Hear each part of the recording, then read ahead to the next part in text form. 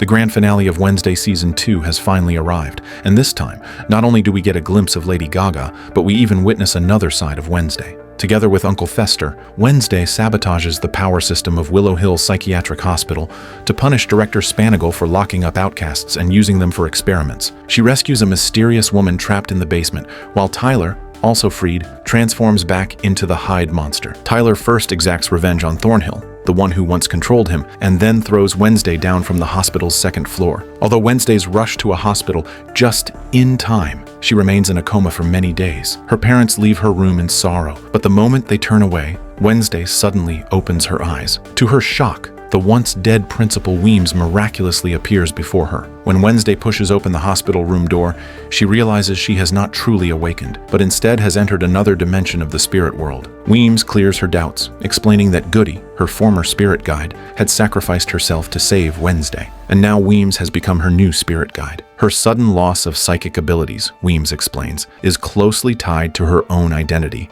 and the truth is, something Wednesday must uncover on her own. Spanagle tells the outside world that the hospital had recently suffered a catastrophic power failure. After a thorough police investigation, 43 escaped patients are recaptured. Sheriff Santiago then steps up and announces 3 additional fugitives, Uncle Fester, Slurp, and Tyler, who has fled as the Hyde monster. But Spanagle lies about the true number of patients. She secretly sends assassins after those who bore marks of her experiments, attempting to erase all evidence of her crimes.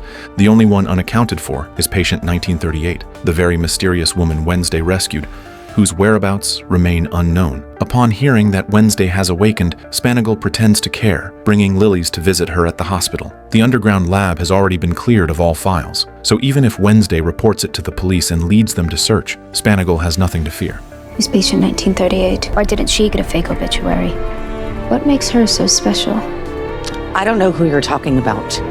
Seems like all your secrets aren't dead and buried. As Wednesday steps out of her room, a nurse hands her a bouquet of flowers. She looks in the direction the nurse points, only to see her nemesis Tyler standing there. But by the time she rushes after him, Tyler has already fled at full speed, leaving no trace behind. Meanwhile, Bianca, with Ajax's help, hides her mother inside the Academy's secret chamber. She told Ajax that the leader of the massive scam organization Morning Song was her father, who often used the siren's ability to sway people's minds and commit unlawful deeds. To free her mother from her father's control, she had no choice but to resort to such desperate measures. Ajax promises her he will keep this secret safe. When Wednesday returns to her dorm, Enid greets her with warmth. What are you doing here? But Wednesday has no time to explain, telling Enid to quickly pack up and go home to avoid being targeted by Tyler. Though Enid had once transformed under the full moon and managed to fight off Tyler in his Hyde form, she had the help of Galpin at that time. Wednesday's words are cold, yet beneath them lies a concern even she does not notice. Enid, however, misunderstands, believing Wednesday is saying she is not strong enough. Hurt and upset, she turns and leaves. Tyler declares that both Enid and Wednesday will die tonight, and tonight just happens to be Wednesday's favorite day, the Day of the Dead. Principal Dort plans to hold a grand celebration tonight, but Wednesday advises him to abandon the idea, warning that the Hyde will strike at any moment, and innocent lives could be lost. Principal Dort refuses, insisting that one Hyde monster cannot possibly stand against an entire academy of outcasts. He also reveals to Wednesday that Isadora once had a history with a Hyde. You aren't alone in this anymore, Wednesday. At that very moment, Tyler, wounded by police during his escape, hides in the sewers to recover. A hired killer notices footprints outside, thinking they belong to patient 1938, the one Spanagle wants. With flashlight in hand, he carefully steps into the sewer, firing his gun the moment he hears movement. But when he goes to check, he finds it is just a dummy. Drawn by the thick scent of blood, Slurp sneaks in and feasts. When he picks up a photo, the killer dropped into the water and sees the familiar face of patient 1938. A flicker of softness crosses his otherwise cold eyes. Meanwhile, Wednesday learns that Isadora's ex-boyfriend had once turned into a Hyde and attacked her. Isadora admits that every Hyde has a master, and her ex was no exception. His master ordered him to kill her. Fortunately, under the full moon, Isadora was able to survive as a werewolf. But in that fight, her ex accidentally killed his own master. Yet without a master, a Hyde usually cannot survive for long. Has a Hyde ever taken on a new master? I mean, not that I know of. Who would be reckless enough to try? I strongly recommend that you don't entertain the idea. Of course not. That would be insane. Bruno agrees with Wednesday that Enid was simply lucky to have transformed successfully that night and narrowly survived, and she absolutely cannot face Tyler on her own. But his words make Enid realize something. If she is not strong enough, then how could Wednesday possibly fight Tyler alone? So she asks Thing to deliver a letter to the Nightshades, calling for an emergency meeting. And all of this was seen by Agnes. She rushed to the dormitory to find Wednesday. Seeing that Wednesday had no intention of paying attention to her, she directly revealed Enid's plan. By nightfall, the members of the Nightshades gathered together, and Wednesday arrived as well. I think Tyler's making his move tonight at the Remembrance procession. But I have a plan. To kill him? To control him. From Thornhill's notes, Wednesday discovered a formula that could control the Hyde monster, so she and Thing hurried to prepare the potion. But Weems knew how dangerous this method was because Wednesday had to get close enough to Tyler and inject the potion into his body with a syringe. Weems also pointed out a fatal flaw. Thornhill could control Tyler because she was methodical and emotionally detached. But Wednesday was different. She had feelings for Tyler. I hate Tyler. Gomez accompanied Pugsley to tonight's Fright Night event, while Slurp stumbled in, drawn by the scent of people. No one realized how dangerous he was. They thought his makeup was simply too realistic, until he got into a dispute with a passerby inside the haunted house, and without the slightest hesitation, he grabbed the man by the collar, ready to feast. The crowd panicked and fled, and Pugsley heard from someone that there was a man-eating zombie hidden inside the haunted house. Ignoring his father's attempts to stop him, he rushed inside, only to be shocked when he discovered that the zombie he had once fed brains to had actually grown its own brain, could speak, and was becoming more and more human. Pugsley had never had a friend before. In his heart, Slurp was his only friend. So when he learned the police had surrounded the event, he immediately helped Slurp escape without hesitation. Gomez locked eyes with the fleeing Slurp, strangely feeling that the figure looked so familiar. No one else is in there. Morticia's room welcomed an uninvited guest, the mysterious woman whom Wednesday had rescued from Willow Hill Psychiatric Hospital. Morticia recognized her instantly as an old acquaintance, someone she had even attended a funeral for. The woman explained that Augustus had faked her death. She had been locked in the hospital for experiments all along, and it was Wednesday who saved her. But her reappearance would bring a deadly crisis to the Addams family. I could really use your help finding my son. You mean Tyler? The Day of the Dead celebration was about to begin, and Tyler slipped into the crowd, unaware he was about to fall into Wednesday's trap. Thing led Tyler to Enid, who acted as bait to lure him into an abandoned house. The Nightshades revealed themselves one by one, provoking Tyler to transform into the Hyde. Wednesday seized the chance and picked up the syringe, but Tyler noticed and struck her down with one blow. He then backhanded Ajax, knocking him aside just as he tried to remove his hat. Seeing Tyler spiral out of control, Wednesday changed her tone, softly admitting that she had once been drawn to him. But now there was only one way for them to truly be together. We had a deal.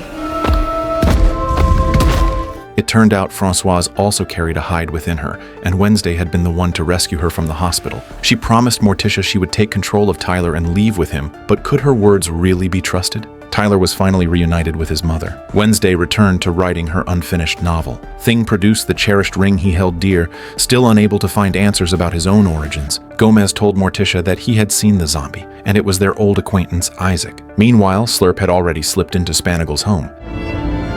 Hello, Judy. Do you remember me? In the music room, Enid suddenly collapsed, feeling uncontrollable power surging within her, about to transform into a werewolf. When Isadora entered, all she saw was shredded clothing scattered across the floor, and Enid's figure hastily fleeing. Within such a short time, another Hyde appeared, and Principal Dort decided to enforce a strict curfew over the academy to prevent casualties. Obsessed with uncovering the truth about the Hydes, Wednesday sought out Orloff to ask if he knew Francoise. She then learned that Francoise and her brother Isaac had once been students of Nevermore Academy, and that Isaac had created many inventions during his life, including Orloff's life support system. Augustus had been Isaac's mentor and even built him a secret laboratory in the tower. Until one night, the laboratory exploded. No one found Isaac's body, but later there were rumors that he was buried under the skeleton tree. That's right, Isaac was the boy with the clockwork heart, the very zombie that Pugsley had kept. Francoise and Tyler hid inside the secret basement built by her late husband, right beside their home and well concealed. Fearing Tyler might lose control and unleash the Hyde, she shackled him with foot irons, even planning to become his new master. Though Enid returned to human form, she sensed her powers slipping further from her control. Isadora arrived and explained that transforming into a werewolf without the full moon meant she might be an alpha, the strongest and rarest among her kind. Many legends claimed that alpha werewolves lived in loneliness and were hunted by their own pack for never being able to turn human again. But Isadora told her not to worry. As long as she could control it, it was nothing to fear.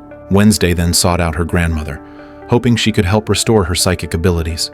Although her grandmother had ceased using them after her aunt went missing, they were both crows, so she should know how to regain such powers. Her grandmother explained that the academy once had a Professor Rotwood, a legendary crow with extraordinary psychic strength. After her death, she was buried in the academy cemetery, and her tombstone absorbed her dark power. If one recited the inscription engraved upon it, they could temporarily regain psychic abilities. The best time to visit the cemetery was at night, at least for Wednesday. Enid reminded her that the academy was under curfew, and if caught sneaking out, their whole dorm would lose the right to attend the fundraising gala. Enid had spent weeks preparing her dance for the gala and didn't want to let her hard work go to waste. But Wednesday was determined, because only by continuing could she stop the death of Enid she had foreseen in her visions. She ignored everything and went to the cemetery, where she found Rotwood's tombstone, saturated with dark power. When she read aloud the epitaph carved upon it, she was pulled into Rotwood's world. Wednesday asked Rotwood to restore her psychic ability, but Rotwood countered by asking her what she was willing to endure in order to uncover the truth. Before Wednesday could answer, Rotwood told her to place her hand over the flame and hold it still, accepting the raven's gaze to regain her power. But if she pulled her hand away, there would be a price to pay. Wednesday remained calm, enduring the searing pain of the flames, and she could feel the psychic energy flowing back into her. But Enid learned from Thing that the dorm inspection was about to begin. Without hesitation, she rushed to the school cemetery and pulled Wednesday out of Rotwood's world. And wasn't that the price? They exchanged a glance, then both collapsed to the ground. This must have been the most hopeless day for Wednesday, because when she woke up, she found herself covered in the one color she hated most, pink. What the hell happened to me? Weems told Wednesday this was the result of interrupting the crow ritual. Until they could switch their bodies back, they would have to endure living in the forms they disliked. Obviously, it's me. Keep up. Although Enid hated the thought of others finding out, staying locked in the dorm would never reveal the way to reverse the change. She followed Wednesday closely, reminding her over and over to stay away from Bruno, so her image wouldn't be ruined. We're here. Saved you a seat. Enid! Coming, guys! Agnes stuck close to Wednesday as usual, and when she saw Enid buy a rainbow-colored coffee, she asked in confusion, wasn't she supposed to be allergic to colors? Enid tried her best to imitate Wednesday's cold demeanor, but to her shock, after drinking the coffee, she really did break out in a rash. Fortunately, she ran into Morticia soon after, and after applying some ointment, she returned to normal. Morticia reminded Enid to remember to take her mushroom pills to suppress her allergy, and even invited her to join the family gathering that night, having already arranged her leave of absence with the principal. Meanwhile, Wednesday returned to the academy cemetery, but when she placed her hand on Rotwood's tombstone, there was no reaction at all. Weems told her that 2 crows had previously attempted such reckless acts, and both had died within 24 hours. Isaac was gradually regaining the appearance of a normal person, and while hiding in Galpin's home, he accidentally noticed something strange about the doghouse in the yard. He pulled aside the grass covering it and found that it was actually a hidden door leading to the basement. Françoise heard the knocking and quickly grabbed the gun from the table, her face filled with suspicion as she aimed at the door. When she saw that the visitor was her supposedly dead brother, she was shocked and overjoyed, the feeling of regaining family overshadowing her fear. Françoise had been coughing up blood these days, and as a Hyde, she had already lived longer than most, but now her time was almost up. Isaac had once tried to kill the monster inside her but failed, and after his death, Augustus stole all of his work. The machine that could destroy the inner monster was now kept inside Willow Hill Psychiatric Hospital. He still wanted to take Françoise there to try again. Wednesday saw a photo of Rotwood in the music room, and the house behind her was the place where she once taught, which was now being used as Morticia's temporary home. She slipped inside quietly, easily found the hidden mechanism, and discovered the summoning chamber Rotwood had designed. She felt that the strange sculpture inside the room was calling out to her. Tell me how I can break this curse. To reclaim your own flesh, you must be willing to die in this borrowed skin. You have until dawn to unravel the innermost secrets of the life you've stepped into. Enid was fretting about the Addams family dinner that evening, while Thing had to attend a support meeting and couldn't accompany her. So she decided to look for information about the Addams family. And the first thing she thought of was reading Wednesday's novel. But to her shock, she discovered the character based on her was written as a weak, sickly failure with terrible character, making her so angry she threw the mushroom pills back into the drawer. Then, using Wednesday's body, she launched a shocking attack.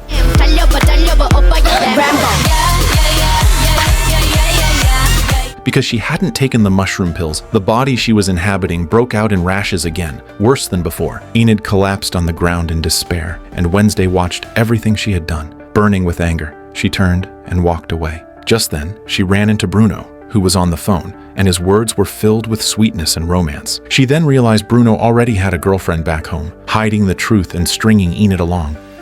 We're done. Just then, Isadora arrived, urging Wednesday to quickly enter the iron werewolf cage to suppress her alpha powers. And this whole drama was witnessed by Agnes, who had no idea about their body swap, and she hurried back to the dorm to tell Enid about the werewolf cage and Bruno being dumped.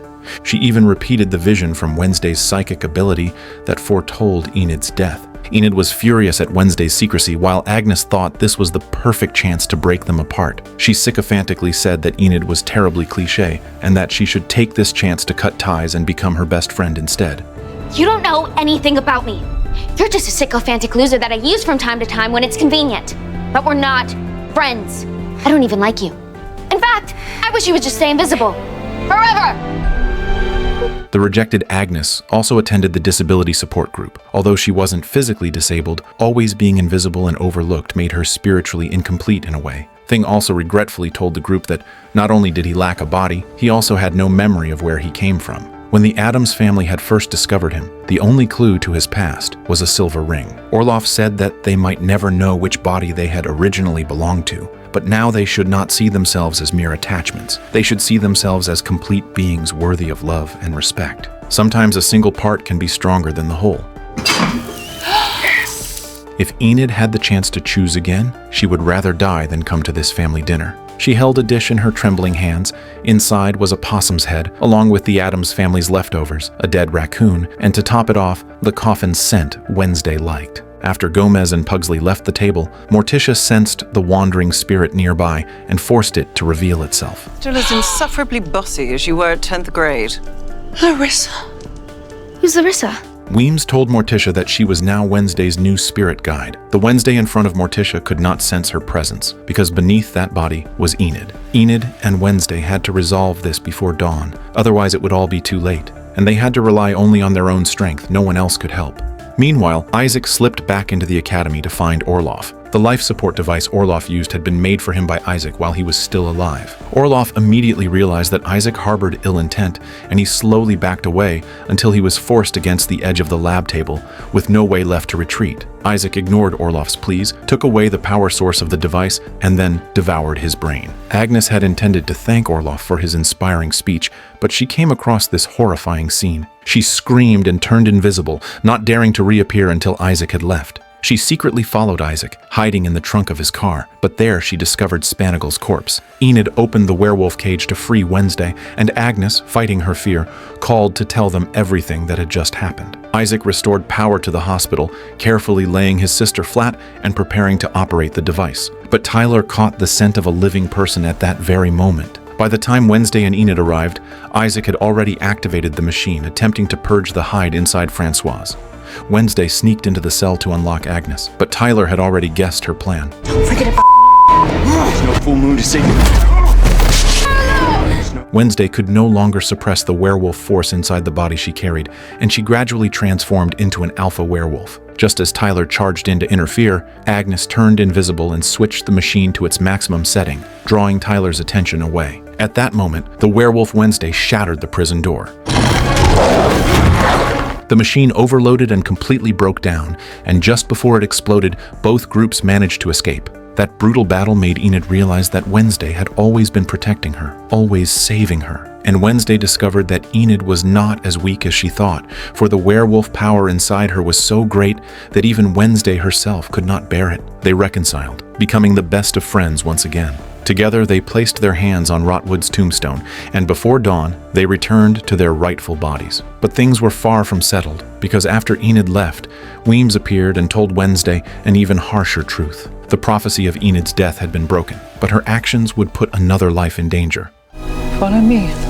Principal Dort found the hiding place of Bianca's mother, and Gabrielle's face changed instantly when she saw him. It turned out that Principal Dort was the founder of the Morning Song organization. He persuaded Bianca's father to join, helped him become the head of the group, and then tricked the Sirens into using their powers to sway people and amass great wealth. He should have been rolling in money, but because of the damage caused by Bianca and her mother, his assets suffered severe losses. So he planned to exploit Bianca's power to trick Wednesday's grandmother into donating a large sum of money to recover. It's time to get back to work, ladies. Bruno tried to explain himself to Enid, saying that though he had a long-time girlfriend back home, after meeting her, he realized who he truly loved, and that last night he had broken up with his girlfriend. Before Enid could respond, Isadora called her away. Isadora told her seriously that in 2 days the full moon would arrive, and if she transformed into an alpha again, there was a high chance she would never turn back into human form. So before every sunset, she must take preventive measures and lock herself inside the werewolf cage. Françoise's condition was worsening, and the medicine that had been easing her symptoms was gone. Isaac, desperate to save his sister, risked everything and brought them back to the surface to seek another way. No sooner had they left than Wednesday and Thing arrived in pursuit. Weems, as her spirit guide, of course, followed as well.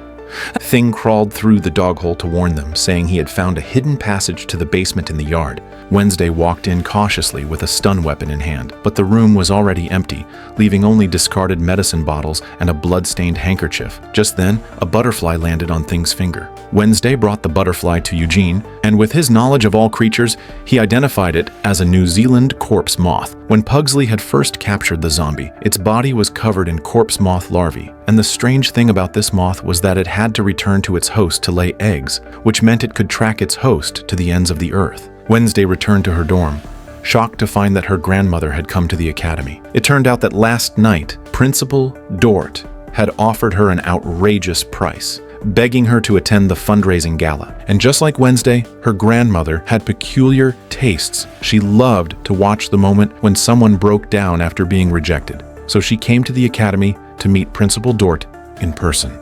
Principal Dort told her that with her donation, he planned to build a new Academy of Funeral Sciences next to the tower, and when that day came, Death, Nevermore Academy, and her would form the most wicked trinity. Grandmama Frump had been waiting for this chance, and she immediately mocked Principal Dort with the cruelest words, bluntly rejecting his request for a donation. But Principal Dort had already foreseen this moment, and he called on Bianca to use her siren powers against her. You will leave your entire fortune to Nevermore. That is your legacy. You will present this decision to your family and the world without raising suspicion. You will attend the gala as the guest of honor. And once I snap my fingers, you won't remember I was ever here. Enid locked herself inside the werewolf cage, but Isadora made an exception, allowing her to finish her dance at the fundraising gala before returning to the cage. At least this way, she could think about something joyful, and calming down might help her suppress the werewolf power. She told Wednesday that the wolf pack would give her strength. But the truth is, you are my pack, Wednesday. If I wolfed out and couldn't, change back, would you come and find me? I have no problem hunting you down. Ajax told Bianca that the news claimed the leader of Morning Song was approaching Nevermore Academy. He went to check the secret chamber and realized Bianca's mother had already disappeared. Bianca stammered and failed to give a clear answer. Principal Dort, afraid she might expose his plans, found an excuse to send her away. But Ajax sensed something was wrong, and he told Wednesday and Enid that Bianca might be in trouble, and Principal Dort might be involved. The next day, Principal Dort gathered the Addams family and had the grandmother announce that she would donate her entire fortune, and they agreed that no outcasts without powers would be admitted. People like Gomez, for example. Let's just celebrate the fact that Nevermore's future is secure. Group selfie? Wednesday knew that such a donation didn't fit her grandmother's style, and remembering what Ajax had said, she realized Principal Dort was manipulating Bianca. She found Bianca practicing fencing and tried to make her confess. I don't know what Defeated, Bianca admitted that Principal Dort was the mastermind. that he had lied to everyone from the beginning, and that he planned to steal her grandmother's wealth and vanish. I'm sorry, but I had no choice, and I still don't. You won't remember this conversation or anything you know about my mother. Nothing about the gala is suspicious to you. Let it go. But Bianca never expected that Wednesday had brought Agnes along, and Agnes repeated every word of their conversation back to Wednesday. The fundraising gala was held as scheduled, with all the students' parents in attendance, and the grandmother, the center of everyone's attention, sat on a small boat. Morticia couldn't help but frown at the sight. Wednesday, as usual, ignored the gathering and instead struck a deal with Bianca, telling her that if she no longer wanted to help the enemy, she must reveal where her mother was being held. In his apartment. Enid was scheduled to perform a dance that night, and her partner was supposed to be Bruno, but his girlfriend, after receiving the breakup news, flew to the academy. Enid didn't want to play the villain in the story, so she chose to withdraw. Agnes stepped in as her new partner, sometimes visible and sometimes invisible, and the audience thought it was part of the choreography. While invisible, Agnes helped Wednesday steal the pocket watch from Principal Dort, the one that protected him from siren powers. Ajax also rescued Bianca's mother from the apartment.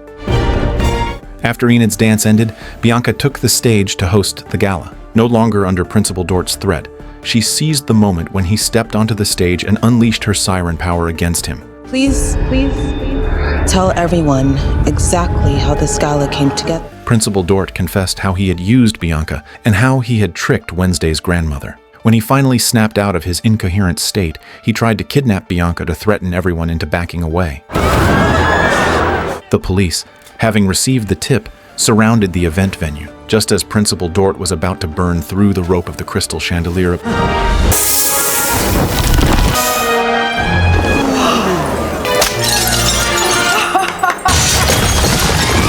But the real crisis was far from over, as Eugene sensed through the corpse moths that Isaac had already arrived. At the same time, the Addams family realized that Pugsley was missing. He was alone in the academy cemetery, watching Isaac fully restored to human form and feeling genuine happiness for him. But Isaac didn't really see him as a friend. The police searched the cemetery and the surrounding area, but couldn't find any trace of Pugsley. At this point, Wednesday, and her mother had no choice but to rely on her grandmother's psychic ability. And of course, it was the part Wednesday hated most, physical contact, as she reluctantly placed her hand in her mother's, borrowing the power of both elders to regain her supernatural ability. No one will ever know we were here. What she saw was the scene of young Gomez and Morticia burying Isaac. At this point, there was no need to hide it any longer, and Morticia admitted that Isaac had built a machine in the tower to heal his sister, a device that could remove the hide inside her, but the machine required enormous energy. And back then, Gomez had powers, brimming with the same electricity Pugsley now carried. So Isaac sweet-talked Gomez into helping him, but in truth it was only to drain all of Gomez's electricity, which of course would also put his life in danger. Isaac had even dug a grave beneath the skull tree for Gomez. When Morticia finally arrived and destroyed the machine, the tower erupted in a massive explosion. That experiment caused Gomez to lose his powers forever and led to Isaac's death. Later, Gomez and Morticia buried Isaac beneath the skull tree in the grave that had been dug for Gomez. Eugene rushed to find Wednesday, saying he had just seen Isaac at the beehives and that Isaac had given him a black box to deliver to her.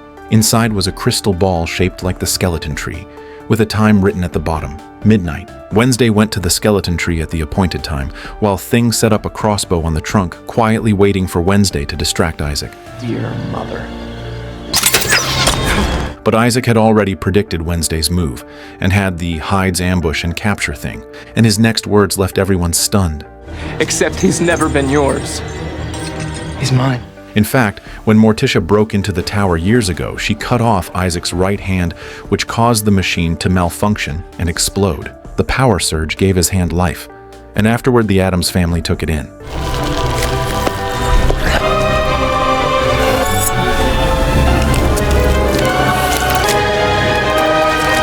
Now that Isaac had reclaimed his right hand, he possessed even greater power, and he used his abilities to bury Wednesday deep within the grave beneath the skull tree. And witnessing Wednesday in such a plight, Tyler's eyes revealed a trace of reluctance. The true turning point came from Agnes, who told Enid, still locked inside the iron cage, what had happened, and without hesitation they ran to the skull tree. But with their limited strength, they simply couldn't dig out Wednesday, who was buried deep underground. Tonight was the night of the full moon, and as Enid gazed at the clouds drifting apart, she no longer cared about anything else. You won't be able to turn back. You're an alpha. I can't let her die. The clouds cleared, and the eerie full moon hung high in the sky. They finally pulled Wednesday from the grave, but Enid could no longer return to human form. Please.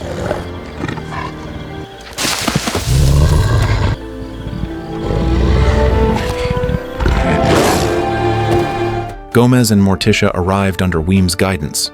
Meanwhile, Isaac and the others reached the tower, where he used his powers to restore the abandoned facilities. The Addams family arrived as well, and Morticia told Wednesday that Thing never carried Isaac's memories, only the remnants of his kindness. That was why they had taken him in, hiding the truth, so that he would not bear an unnecessary burden. Isaac restarted the machine, and Tyler tied Pugsley to a chair, preparing to drain his electricity. It's time, Isaac. But something unexpected happened. Isaac used his powers to firmly bind Tyler. It turned out that Francoise's true goal was to eliminate the hide within Tyler, allowing him to live a normal life. The device to destroy the hide was activated, and both Tyler and Pugsley suffered immense pain. Francoise and Isaac split up to stop intruders, but neither noticed that Wednesday had slipped behind them.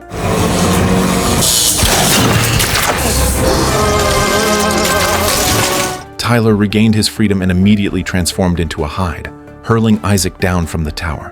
Francoise rushed forward to check on her brother's condition, but Tyler's mind was now fully controlled by the hide, and he was filled only with resentment toward Francoise for trying to erase him, with no regard for their bond as mother and son. Francoise awakened the hide inside her as well, and the two monsters clashed in a brutal fight.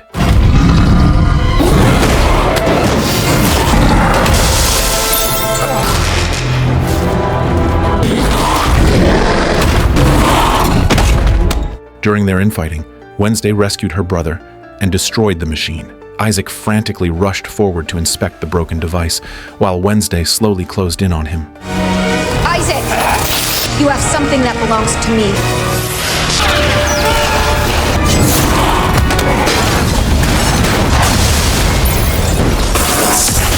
The hide mother and son accidentally slipped from the roof. Tyler instinctively reached out to save his mother, but she had already had enough of this tortured life, and she no longer wanted to bear the cost of turning into a monster at any moment. Tyler could only stare at her fallen body, releasing a howl of anguish to the night sky. The Addams family survived the explosion, but Isaac still refused to let them go. As he was about to snap Wednesday's neck, Morticia suddenly called out Thing's name. Do you remember Orloff's words, "A part can be stronger than the whole"? Thing seemed to hear the call, and after all the years they had spent together, he had become true family. How could he ever harm his own?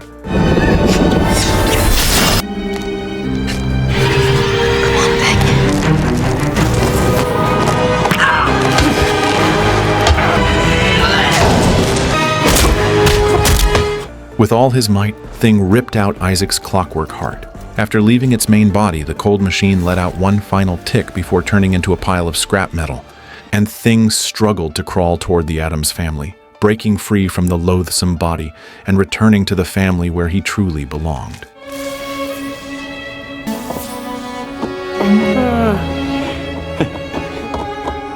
Welcome back. It seemed as if everything was finally over. After learning about his evil origins, Thing chose to discard the silver ring symbolizing his identity, letting go of the past and starting anew. Agnes discovered Enid's trail. She was fleeing north and would soon cross into Canada, and the only one who could help, Isadora, had quietly left the academy. She found Tyler and told him of a support system built for hides, a place where hides without masters lived, and she suggested they set out together. Wednesday called her uncle to pick her up from the academy, ready to head north in search of Enid. A new journey was about to begin. As Wednesday gently stroked the diary left behind by her aunt, she suddenly regained her psychic abilities. No one knew that hidden inside Grandmama's home was a secret underground base, and in a locked room, the one imprisoned there was the long-missing Ophelia. But unanswered questions hovered like vultures. Why did Isadora take Tyler? Was she trying to become his new master? Or was there a deeper plan? Would Enid never return to her human form? And why did Grandmama Frump imprison Ophelia in the underground chamber? All of these questions await answers in Season 3 of Wednesday. As for my parents, or died.